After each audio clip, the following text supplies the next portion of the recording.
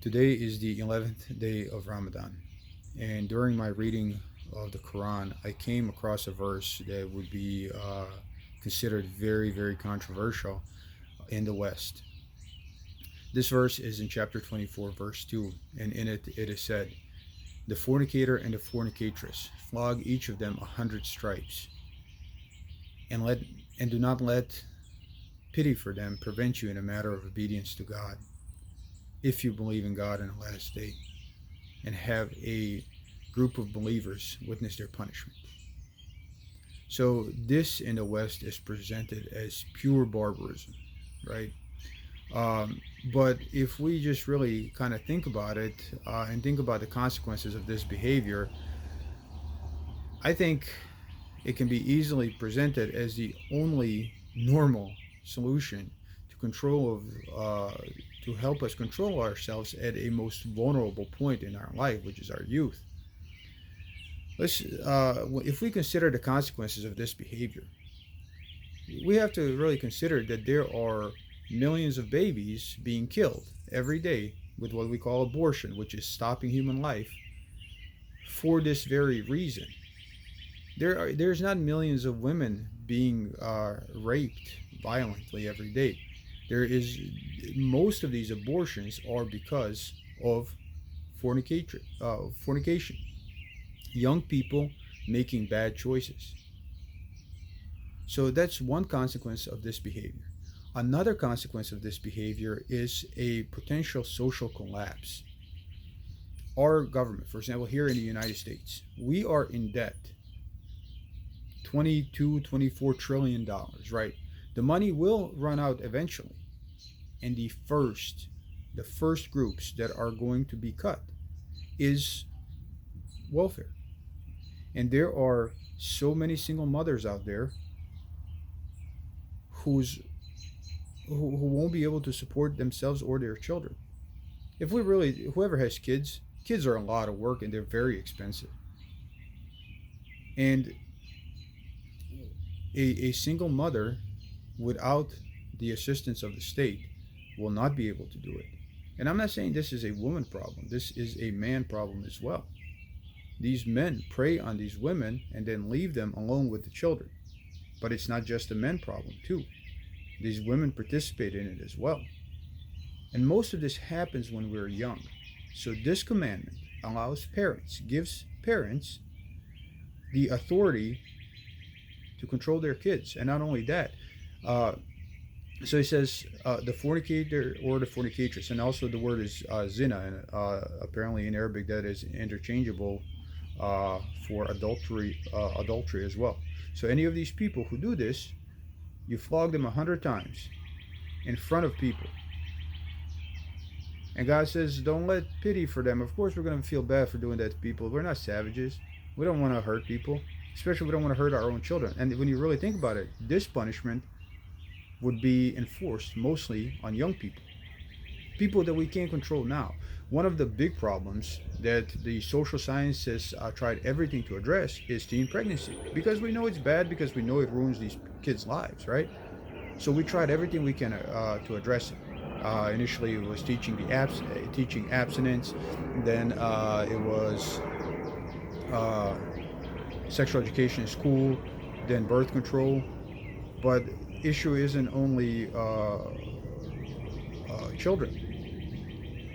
There's also a health consequence of this: sexually transmitted diseases. Right? We could we could cure sexually transmitted diseases through this intervention in one generation. Right?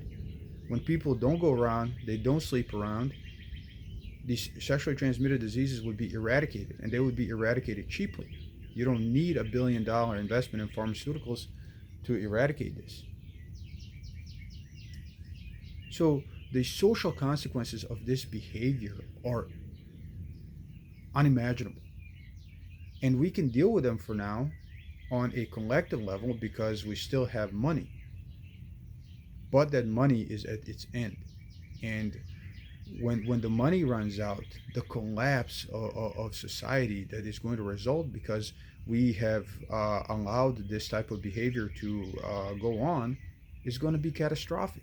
there are going to literally be millions of kids potentially dying because the mothers can no longer support them. The fathers are deadbeat fathers. And all started with this because we could not prevent this kind of behavior. That is a potential consequence that will happen once we run out of money. A consequence that is happening right now, or two of them, are murder of children at an industrial scale, and an epidemic of all kinds of sexually transmitted diseases. And this is because we are told that it is barbaric to try to control our children.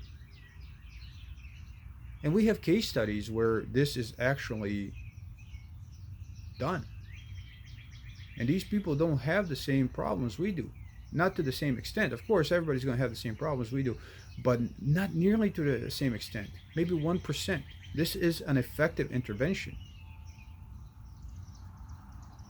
It is something that gives parents control of their children so they can help them get through an age where we are the dumbest and most gullible, and helps parents pretty much stop this type of behavior, because not only are these people going to get punished, but a group of believers is going to witness their punishment. And in this group, they're going to be their peers.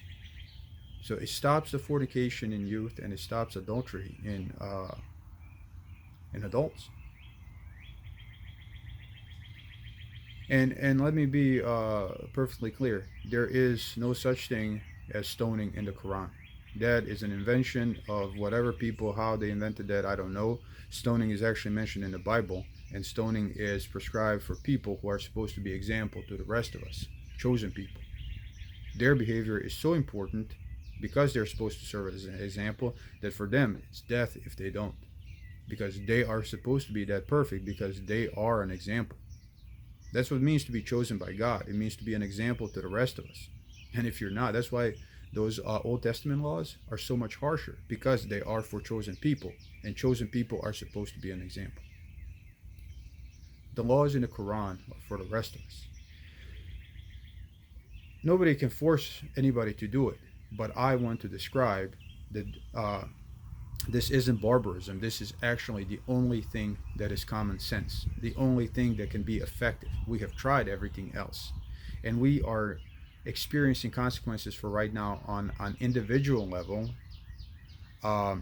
in the sense that there are so many young people who ruin their lives by either getting a sexually transmitted disease that is not curable, like for example herpes, HIV, and even the ones that get chlamydia, gonorrhea.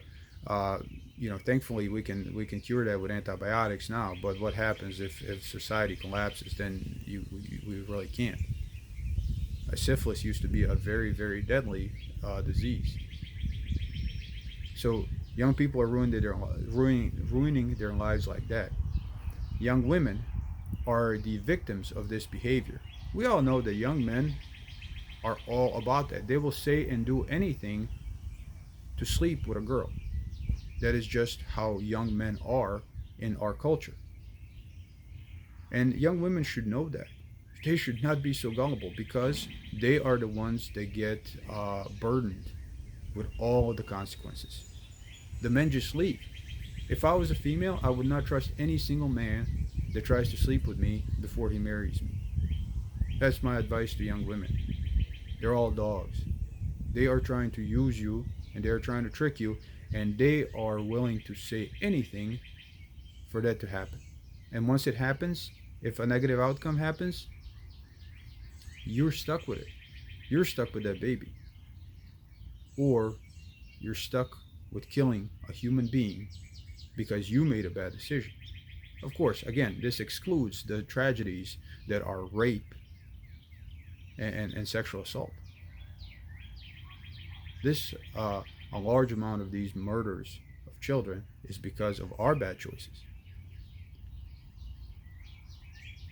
So because we cannot control ourselves as teenagers, God gives this mild violence to help us. It's just a higher plane of thinking. It's not injury. It's 100 hits with a belt. That's it. This is not like when you tie somebody to a tree and you lash them to where their skin pops. No, this is just an embarrassing ass whooping in front of everybody for a reason that everybody knows.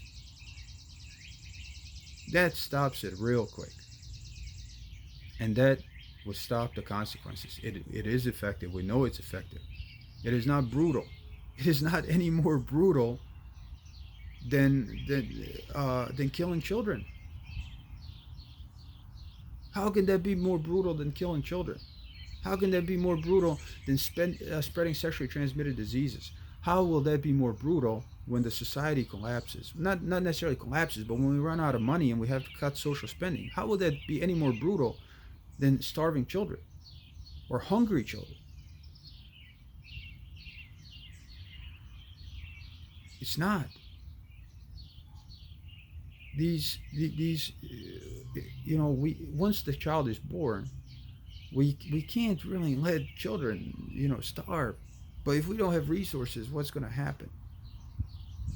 Like this, a mother and a father are together. They have such a higher chance of feeding these kids. The behavior has to be stopped before a child is made in order to achieve a righteous result. So any intervention that happens after conception is flawed. So that is my reading of the Quran for the 11th day of Ramadan, and that is my explanation of why this behavior, why this commandment is not barbaric, it is actually enlightened. God sees the consequences, and God tells us how to deal with, how to stop all the potential negative stuff that can happen in our society. So that's all.